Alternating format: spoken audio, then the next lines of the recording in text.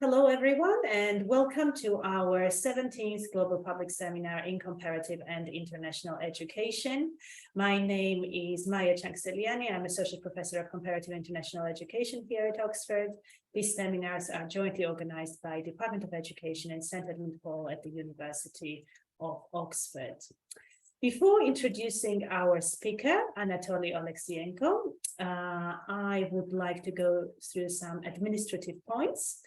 This webinar is being recorded, as you might have noticed already, and will be posted online in due course. We only record the first half of the webinar, which is the presentation itself that Anatoly will share. We won't be recording the Q&A section, so I will turn off the recording before we start the Q&A. Please keep yourself muted throughout the webinar unless you are asked to speak or to ask your question. If you want to ask a question, it's always a good idea to put that question in the chat box early on.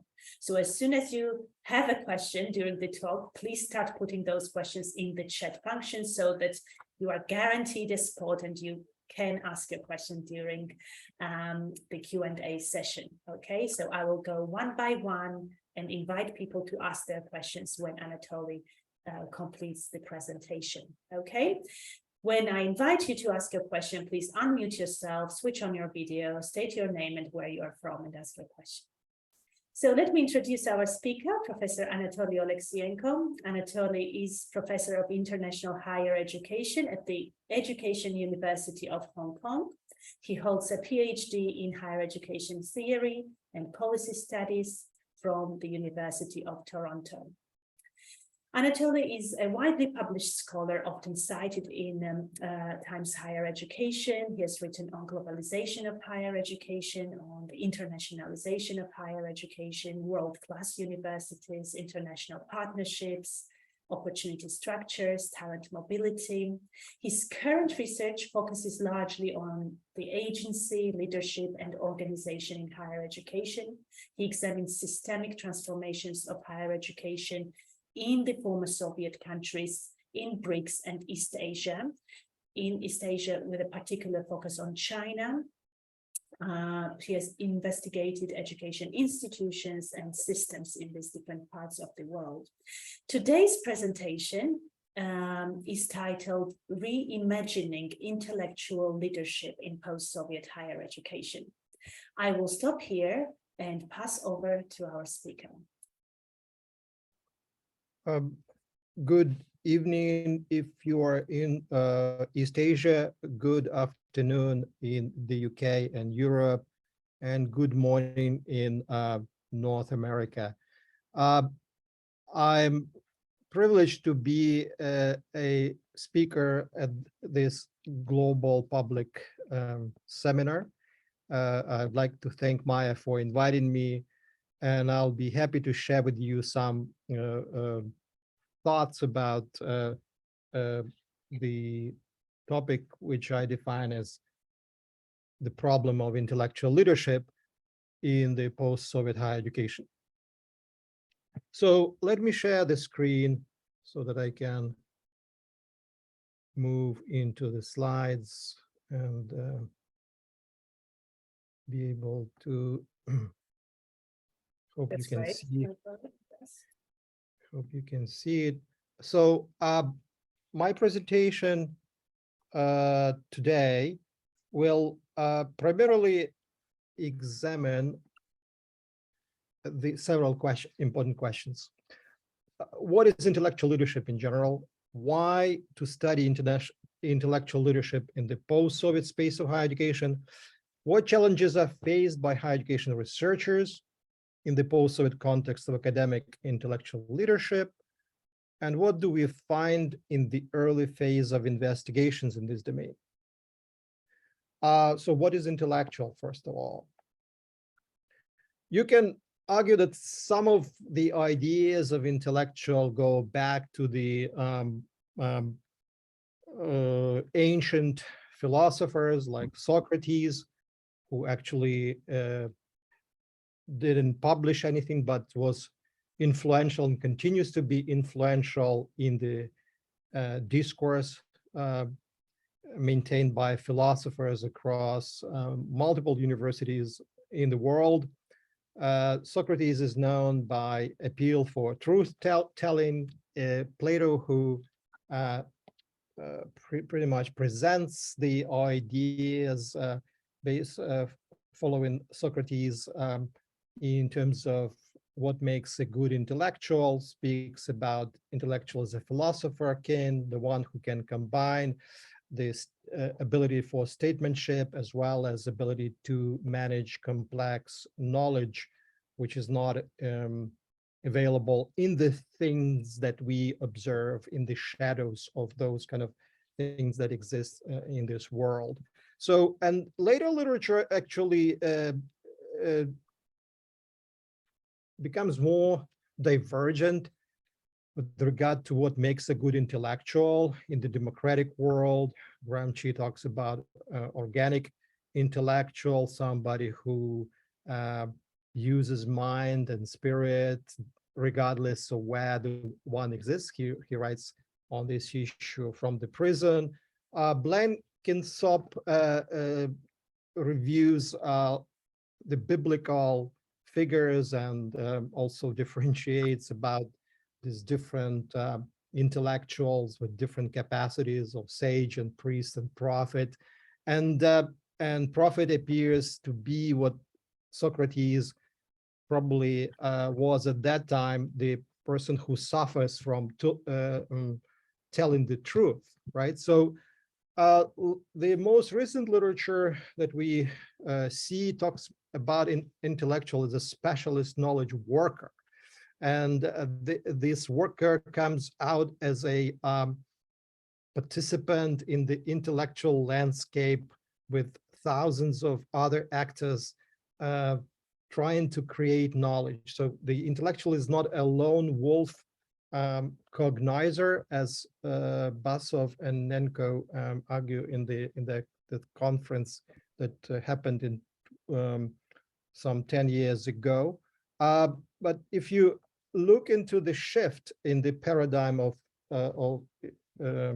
or in the discourse, let us say, better than paradigm, I suppose, about what makes intellectual as an important focus in higher education, we see that the neoliberal discourse really makes this particular change, makes the shift toward property, entrepreneurship, capital, right? It's pretty much nothing new. I mean, in the 1980s or 1990s, you can definitely observe more of the discussion about capabilities, maybe some conflicts around values, but later you can see emphasis on entrepreneurship. So intellectual ability actually revolves around this ability to produce something useful for the society.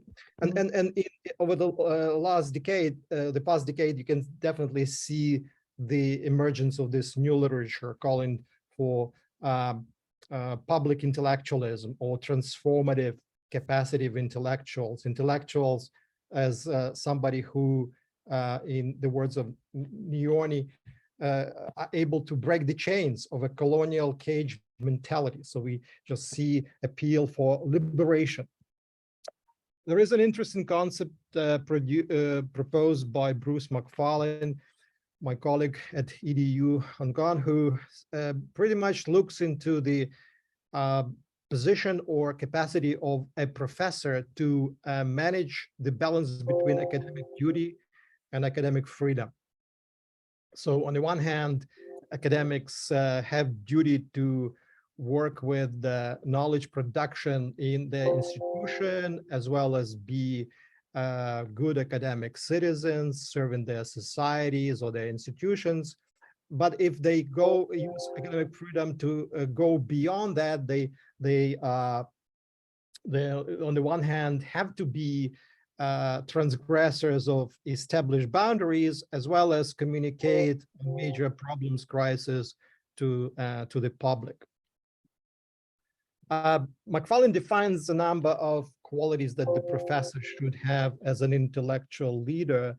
And you can see here issues regarding role model, qualities as role model, mentor, advocate, guardian, acquisitor, and ambassador. So these are qualities that are pretty much positioned in this previous quadrant, emphasizing the coexistence of the internal institutional responsibilities as well as communication of knowledge to a greater public.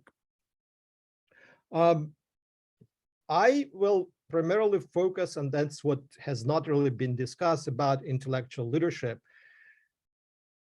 in the post-Soviet environment, right? So this book about Stalin and the Scientists by Simon Inks provides an excellent collection of stories about what it meant to be a scholar, scientist in the Soviet times. Stalin himself was a mastermind, great scientist, although he, I guess, never graduated from a school or university, but he was somebody who thought that he would be able to tell philosophers what to write. And when I did research in Georgia, they were telling me stories that he was so capable to read a lot of volumes in economics or history overnight and provide very detailed comments to these scientists about what to do. You can imagine that type of capacity. Fascinating. Although Georgians who were telling the stories were quite had a certain sense of humor, for sure. But when we look into that story, you can definitely talk about the Soviet legacy as something very important that contributed to shaping the idea of science and scientists and intellectual, right? So Maya Csikszentmihalyi, who I will mention with regard to the book that she has recently published with Oxford University Press, the book which is called What Happened to the Soviet University.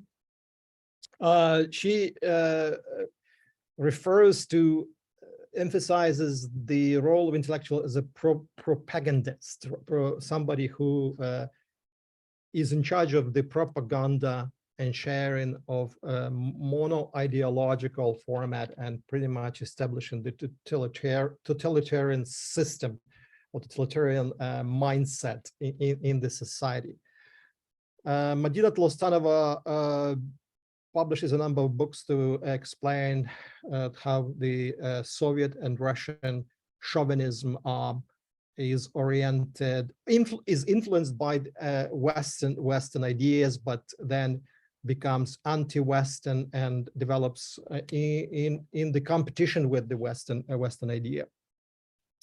Kuraev emphasizes this unique structure of the university in which intellectuals existed, right? So it's like he points out one-man management approach. I did research later in Ukraine, where researchers complained about hyper-centralization 30 years later after the collapse of the Soviet Union. So that kind of one-man management system, which was established in the Soviet times, had quite insignificant emphasis. Csikszentmihalyi again points out or emphasizes that cult of leadership or leaders cult that was really important for the sustainability of the system. But as you probably know from the Soviet Union story, that sustainability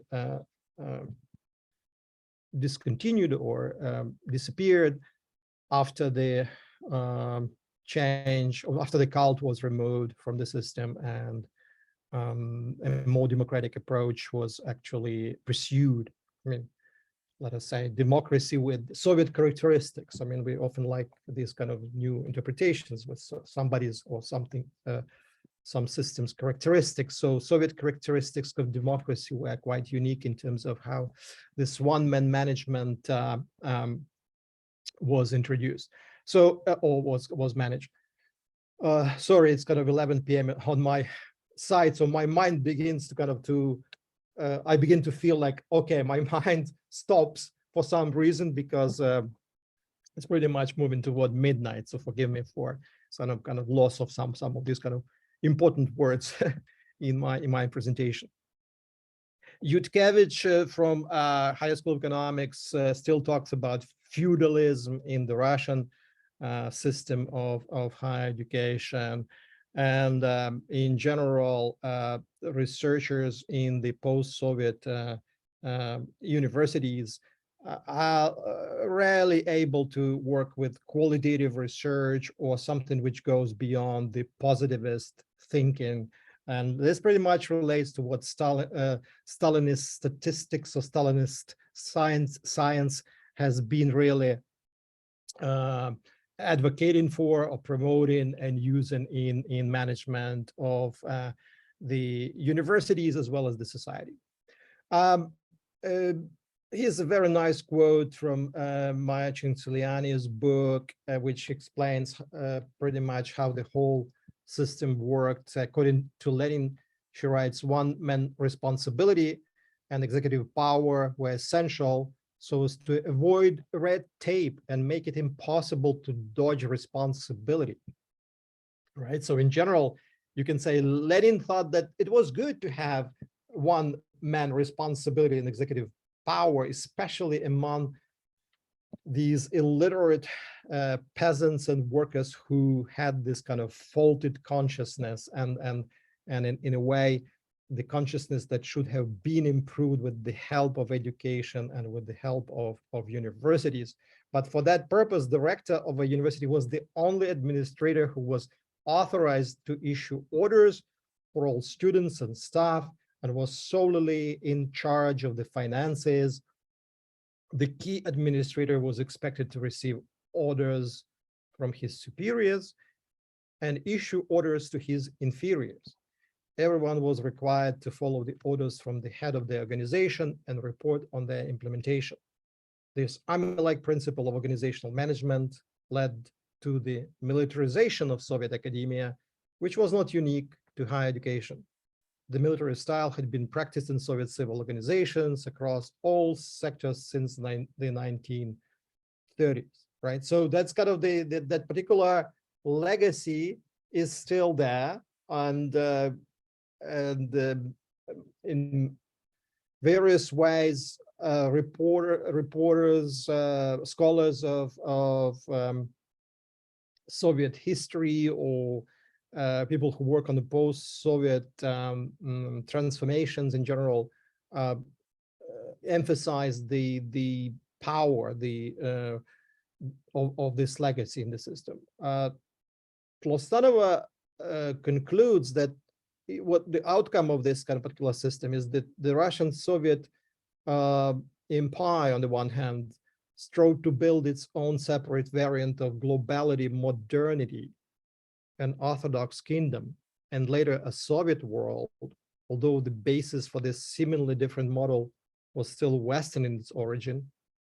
On the other hand, the concrete strategies of building Russian Soviet modernity had to be attuned to the Western one, as it has always been a dependent and mimicking modernity. Here, Russia chose a doomed way of catching up with Europe and proving that it can outwest the West. This wish has alternated periodically with the rejection of everything European and a retreat into the jingoism that we always witness today. Right, so what about the followership in this legacy construct? It's quite kind of curious, not really clear, because on the one hand, teachers at the pre-tertiary level were well respected. All this kind of, just on this picture on the left about students presenting flowers and this very celebratory type of events in the beginning of the academic year was quite kind of universal and well established, and still probably um, celebrated today. In the universities, the situation was different. In the universities, it was really difficult to know what you would think about the professor, what you say about the professor. Professors were trying to keep themselves away from students in a way. They were somewhere there in the at the monument. They were authority. You would not approach them. They were at the kind of at the lectern, in the lecture hall. They would be having this kind of power to punish you for bad tests and so on. But also the system, because the system punished professors, purged professors, it was dangerous to be linked closely with the professor, because if the professor was purged, then you would, as a follower or as a disciple, you would be also punished in some way. Especially during the Stalinist times, this was practiced across all these universities. I mean, purging and so on. But at later stages, I guess that type of succession continuity in terms of the distance between the professor and the student were also really something that we would have to keep in mind. But in the modern times, you can definitely see rethinking about who is your intellectual leader, who is that. I mean, in most of these post-Soviet republics, student scholars begin to choose their own intellectual guides, powers. Like in Ukraine, the name of Mikhailo Hrushevsky has pretty much become that kind of influential image and statement in not only in historical circles, but also across the society. In the other picture here on Shevelov Memorial Plaque, you can see that these kind of memorial plaques, which are very well established, developed, popular across universities. Whenever you walk across the campus, you definitely see a lot of these memorial plaques about who studied here, who was the famous professor, who was this kind of influential person. Actually, when I walked around Oxford, I didn't see much of those types of memorial plaques, although I was trying to find them, just because my memory from the Soviet campus was suggesting that I should look for these kind of memorial plaques, but that in most colleges, they, for some reason, they don't exist. But in the Soviet universities or post-Soviet universities, these plaques are quite popular. Here, a group of pro-Russians tried to smash the plaque to the Ukrainian scholar who was professor at Columbia University, but professor who was pretty much going against the Russian narrative of the three Slavic nations, Russian, Ukrainian, and Belarusian, having the same origin or having the same root in their languages. So Shevelov was pretty much unliked by the Russian diaspora or political parties, pro-Russian political parties in Ukraine. So you can see that kind of image here. When we talk about post-Soviet higher education, I here just think about leadership as de-Sovietization, so moving away from the Soviet legacy, right?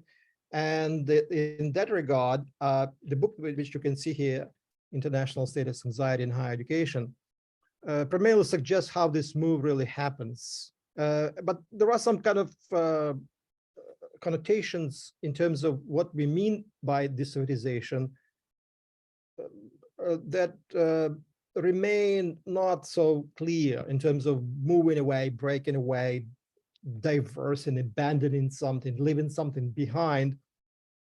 How slow or how fast we do this, how profoundly or superficially we do this, especially with regard to what we know about our own histories in different republics in terms of how Russia interprets this narrative of separation or independence of countries like Ukraine. The war in Ukraine is an obvious case where Russia is unhappy about Ukraine having too much independence in interpretation of its own identity and culture and history.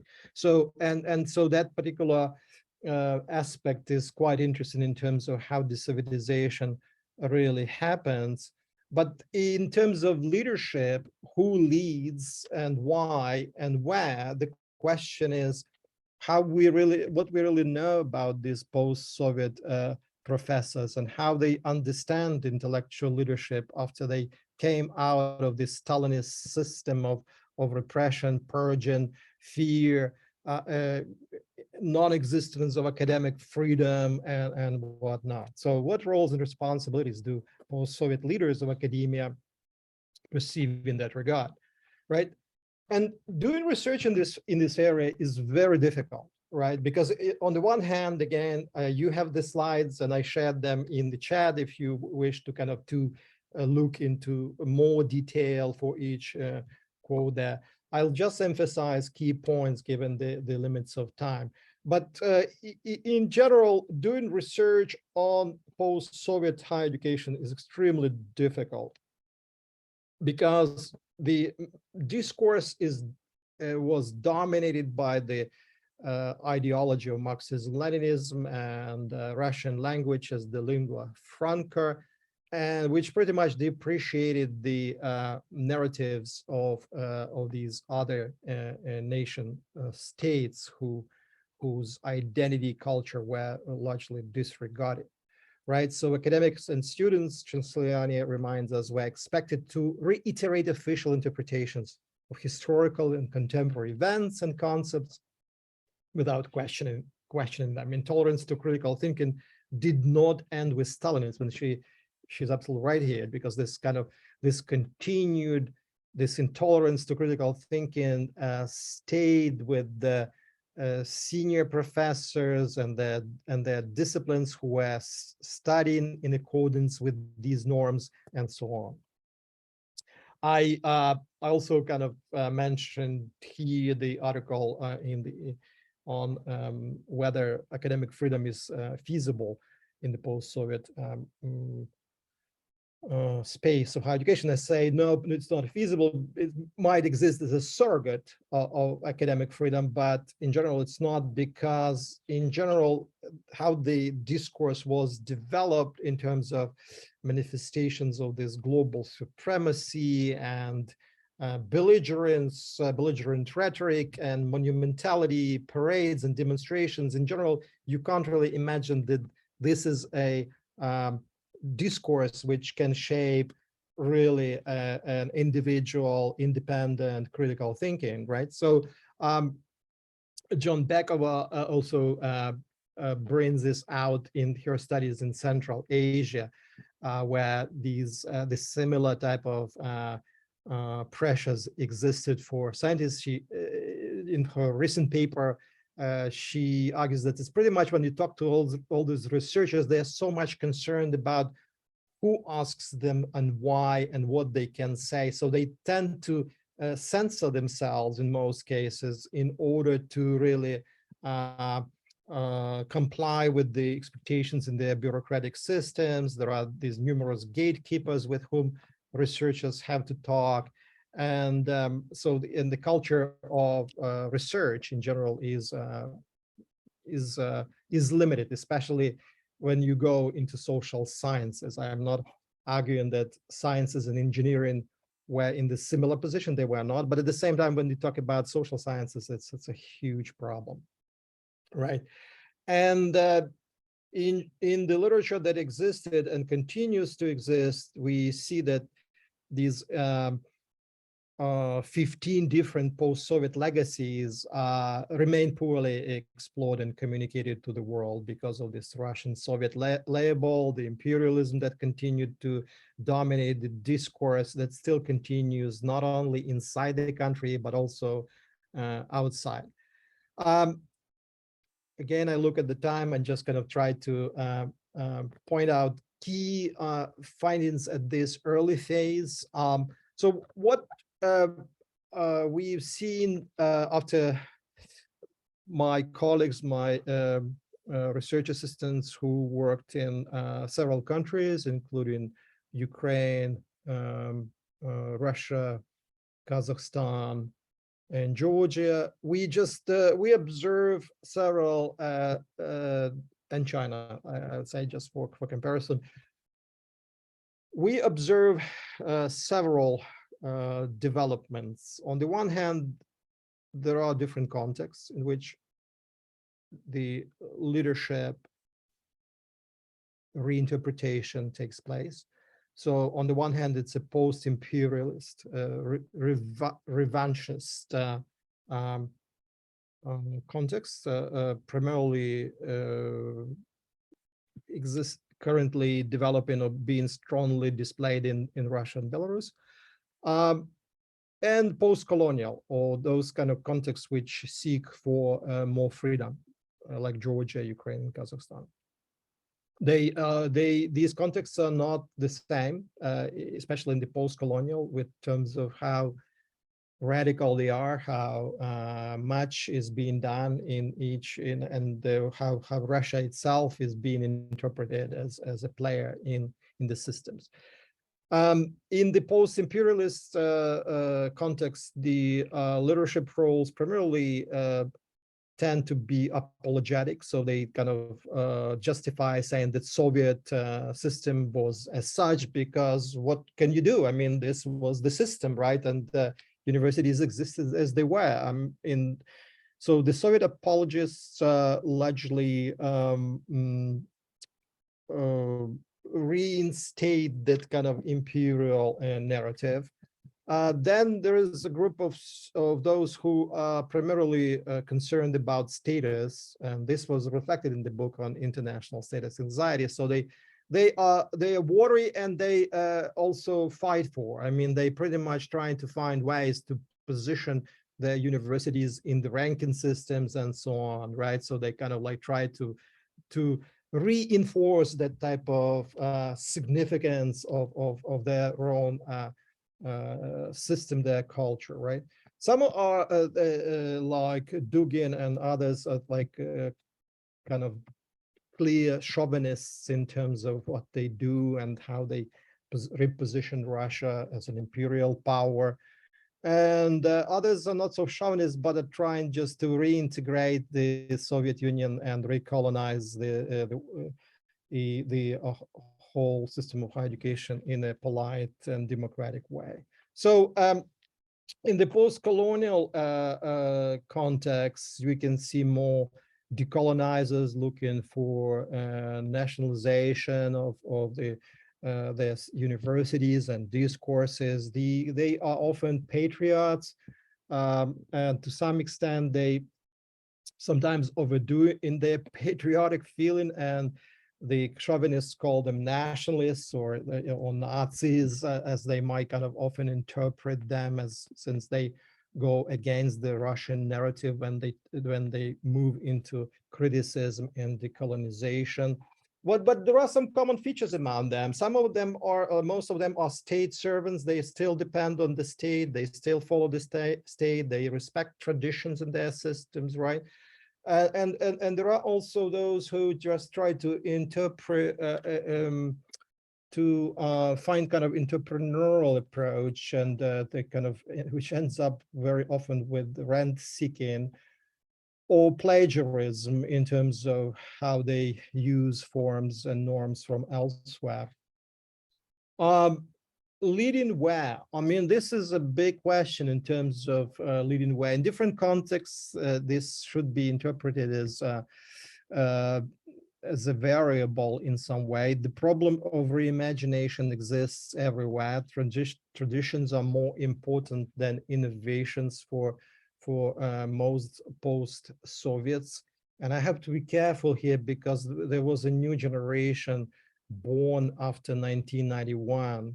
And so in a way, when we speak about post-Soviets, I mean people who still remember and know what a Soviet is, right? So for those Soviets, again, these problematic generalizations, if I argue that everyone is in terms of supporting traditions, but what we see in terms of the outcome in this system, in terms of the results, we probably would be on the right side of argument if we say that traditions still outweigh the innovations. Resentment grows across with the field with the neoliberalism, which encourages competition and ruins the established hierarchy of privileges and titles and so on. So the problem of reimagination is pretty much defined by this type of fight against innovative. There is a problem of bureaucracy because most of those who fight for their privileges still believe in the structure. Structure empowers them more than agency. And in that regard, I guess this kind of tension between structure and agency is something very interesting to continue exploring. The conceptual problem of leadership. Leadership is still conceptualized as institutional, organizational, hierarchical, right? Intellectual very often implies this heroic, memorialized, like on the plaques, like, you know, having this kind of reference to your mentor if they were really powerful. I mean, if you're not powerful, you're not memorialized, and there is no monument for you. I mean, there is no something in the backyard of your university on campus, which signifies that you are of that monumental power. In some regard, this parochiality, which like try to escape and hide in your own local church, which you really or shrine, which you have built for yourself with several of your students, and you just kind of pray to yourself, and glorify yourself. So that's kind of like parochiality is also part of that type of leadership concept. One important issue here in terms of the change of the mentality of the new generations, and this comes with disappearance of the post-Soviet on the Soviet territories and emergence, as I said, of these new generations after 1990s. And the nascence of new semiospheres, right? Semantic, like what the meanings which come actually with significant presence of Anglosphere in terms of how these concepts move to the territories of countries, including, like you can see, New Eastern Europe, New Caucasus, New Central Asia. They pretty much exist as separate semiospheres because of these different influences coming either from the EU or from Russia and China, or Turkey, increasingly Turkey in New Caucasus and New Central Asia. When you go to conferences, when you speak to people, you hear presentations, you definitely see these different semiospheres competing to some extent in these different regions, right? But at the same time, when I say Russia and China is still important, maybe not at the front, but at the background, you can see that kind of sphere is still somewhere there, right? So look at this kind of interplay of these semispheres in 3D. Unfortunately, on this slide, I am not able to reconstruct 3D for you.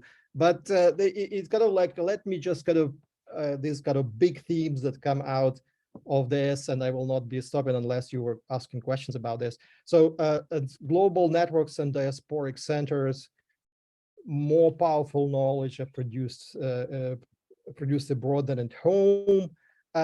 We also see the problems with the Cold War days research centers, especially in America, UK, elsewhere, that have remained Russo-centric in their Western discourses, and we continue to see these ideological frames and fixations that are coming out of this kind of Cold War mentality of those professors who were fighting against the Soviets, but later some of them became pro-Soviet apologists in some way.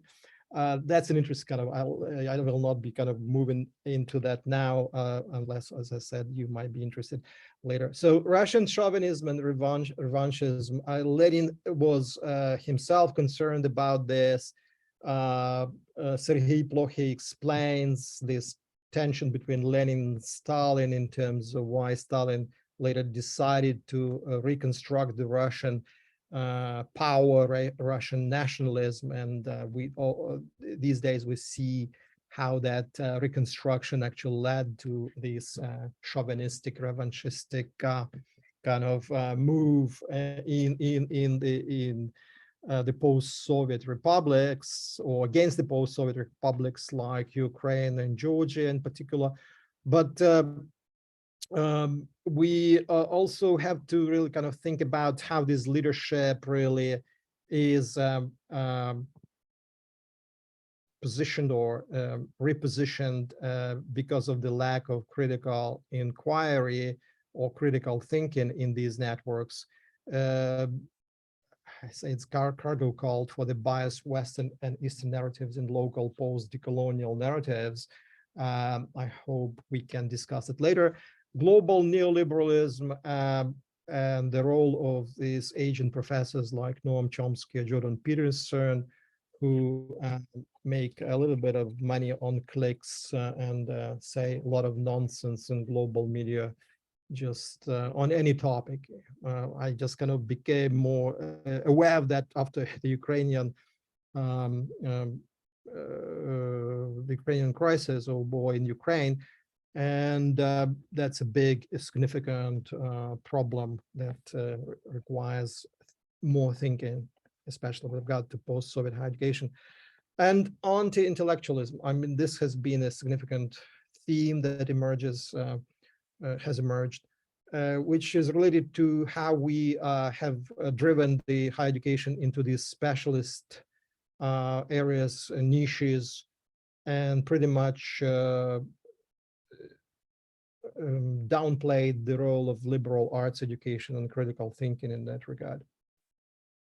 So in the end, I'd say the major issue that is and major concern which remains there is what it really means to decolonize ourselves or our own minds, if you're kind of talking about post-Soviets, what it means to de-Russify, to move away from the Soviet mentality, from the Soviet legacy, and what it really means to lead in that regard. And in terms of McFarlane's ideas about boundary transgression or public intellectualism, in terms of the extended freedoms, academic freedom, can we really do that?